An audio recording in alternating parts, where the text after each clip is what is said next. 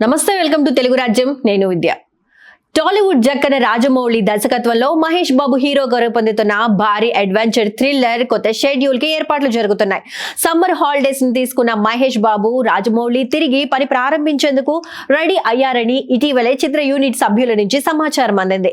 మొదట అనుకున్న దాని ప్రకారం ఈ షెడ్యూల్ ను ఆఫ్రికాలో తీయాల్సి ఉంది. కానీ హైదరాబాద్ లోనే వారం నుంచి 10 రోజుల పాటు షూటింగ్ చేయాలని రాజమౌళి భావిస్తున్నాడు. వచ్చే నెలలో లేదా త్వరలోనే ఆఫ్రికా షెడ్యూల్ ను ప్రారంభించే అవకాశాలు కనిపిస్తున్నాయి. జక్కన్న గత చిత్రాలకు ఏమాత్రం తగ్గకుండా ఈ సినిమాను రూపొందిస్తున్నారు. బాహుబలి, RRR సినిమాలతో హాలీవుడ్ ప్రేక్షకుల దృష్టిని కూడా ఆకర్షించిన రాజమౌళి ఈసారి ఏకంగా హాలీవుడ్ లో కూడా విడుదల చేసే విధంగా SSMB 29 సినిమాను రూపొందిస్తున్నట్లు సమాచారం అందుతోంది.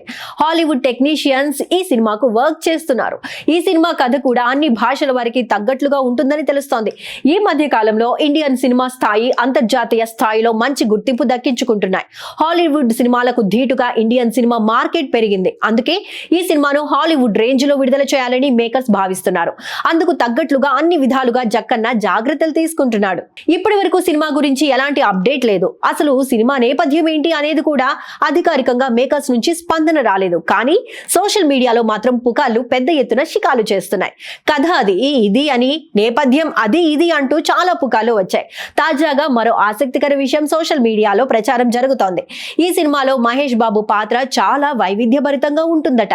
కథ ఫస్ట్ హాఫ్ మొత్తంలో కూడా మహేష్ బాబు పాత్ర కథలో పూర్తి నెగిటివ్ షేడ్స్ ను కలిగి ఉంటుందట. ఇలా ఉందేంటి అనే విధంగా మహేష్ బాబు పాత్ర ఉంటుందట. కానీ సెకండ్ హాఫ్ లో మాత్రం పూర్తిగా మారిపోతుందట. సెకండ్ హాఫ్ లో పాజిటివ్ గా హీరోయిక్ పాత్రలో మహేష్ బాబు కనిపిస్తాడట. ఈ సినిమాకు రాజమౌళి తండ్రి విజయేంద్ర ప్రసాద్ కథను అందిస్తున్న విషయం తెలిసిందే. అయితే ఇటీవల ఒక ఇంటర్వ్యూలో మాట్లాడుతూ ప్రముఖ ఆఫ్రికా రచయిత విల్బర్ట్ స్మిత్ రాసిన ఒక నవల ఆధారంగా ఈ సినిమా కథను రాసుకున్నట్లు చెప్పుకొచ్చాడు. అంతేకాకుండా ఈ సినిమాలోని కథ ఇండియన్ ప్రేక్షకులకు చాలా కొత్తగా ఉంటుంది అని అన్నాడు. ఈ సినిమాకు ప్రముఖ దర్శకుడు దేవకట్ట ఒక రచయితగా వ్యవహరించడం విశేషం. దేవకట్టతో కీలక సన్నివేశాలకు గాను డైలాగ్స్ ను రాజమౌళి రాయిస్తున్నట్లు తెలుస్తోంది.